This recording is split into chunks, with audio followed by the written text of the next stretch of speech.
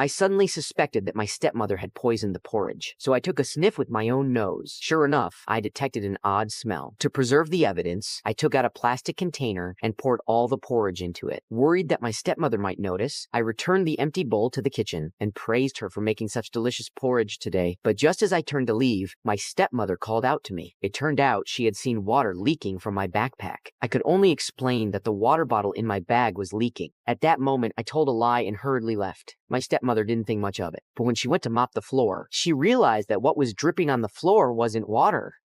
After leaving, I hurriedly found a friend to help me. I asked my friend to lend me $1,000 to take the porridge for testing. I now suspect that my stepmother poisoned my porridge, but my friend thinks I have paranoid delusions. I explained that it does sound crazy, which is why I need the test to get the truth, but my friend still didn't want to help. That night, my stepmother made a delicious steak dinner. My father praised the taste of the steak, but I refused to eat it. My father asked me why I wasn't eating. I asked to swap steaks with my father because I felt mine had too much fat. Father agreed without hesitation, but my stepmother was unhappy. She said she was fed up with my unreasonable behavior. I retorted just as fiercely. As our argument escalated, my father hurriedly intervened. I had no choice but to take back my own steak. Then I ran to the kitchen with the plate and put the steak in a bag. My father asked me what I was doing. I angrily said that I was collecting evidence of a crime because I suspected that my stepmother had poisoned the food. My father thought I was crazy and rushed over to stop me, but I pushed him aside. This crazy act scared everyone, but I was so emotional that I picked up the knife again. My stepmother saw this and quickly called the police. This caused my emotions to spiral out of control once again. I stabbed my stepmother in the stomach with the knife. Just as my stepmother collapsed, the police arrived at the scene. They immediately restrained me. I was detained at the police station on charges of intentional assault. My father hired the best lawyer to defend me. However, the current situation is highly unfavorable for me. The lawyer advised me to voluntarily admit that I had mental issues. Only then could I avoid imprisonment. But I refused to admit that I had a mental illness. I did not regret my actions at all. At that moment, my younger brother walked in. With tears in his eyes, he urged me to cooperate with the lawyer. Otherwise, he would testify in court that I had a mental illness. Seeing my younger brother crying, I eventually chose to compromise. In court, I voluntarily admitted that I had a mental illness and ultimately avoided prison. But seeing my stepmother's arrogant demeanor left me feeling extremely unhappy. After spending half a year in the mental hospital, my stepmother came to visit me alone one day. She first pretended to show concern for me and even apologized. I didn't want to respond, but my stepmother's next words completely shattered me. It turned out that my father had suddenly died of a heart attack shortly after marrying my stepmother, and he hadn't left any will. Even my younger brother is dying. I need to see him.